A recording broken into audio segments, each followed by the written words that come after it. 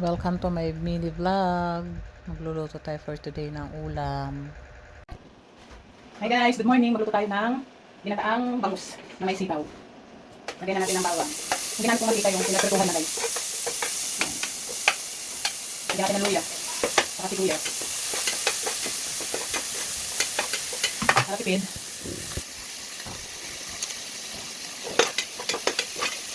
Para tipid sa mantika yung pinagprituhan ko yung pinagprituhan ko ng bangus.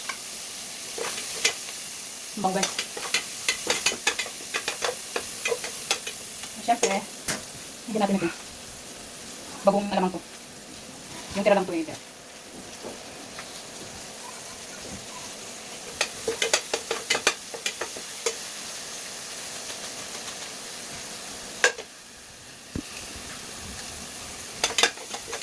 Ito muna natin yung bagong alamang.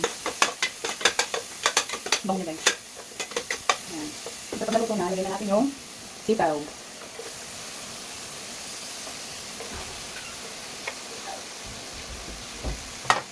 Lagyan natin guys.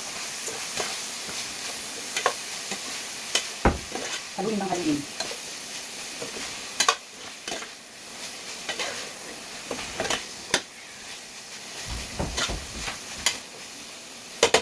Siyempre takpan muna natin. Hanggang sa maluto.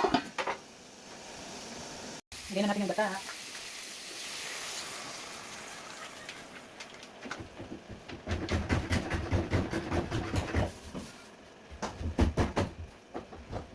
Lagyan din natin ng sili.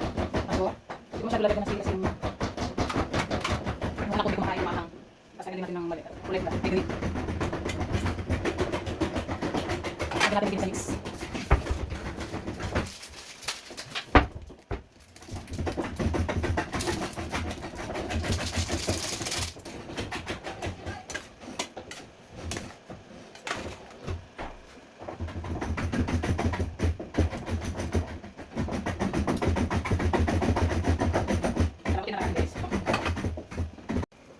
Guys.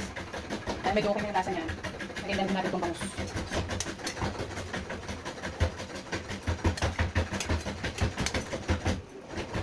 Ito yung ulam namin ngayon, panghalian.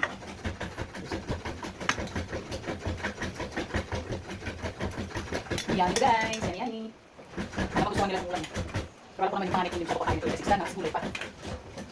Pero bahala siya, no choice siya. Bumababa yung ulam.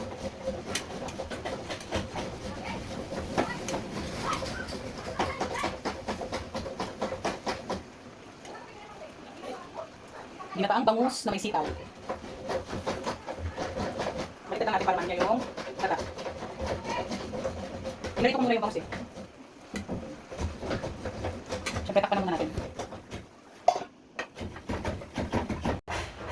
Ayan yung ginataang bangus na may sitaw. Ayan ang aming pananghalian today. And guys, thank you sa panonood. Thank you for watching guys. Salamat.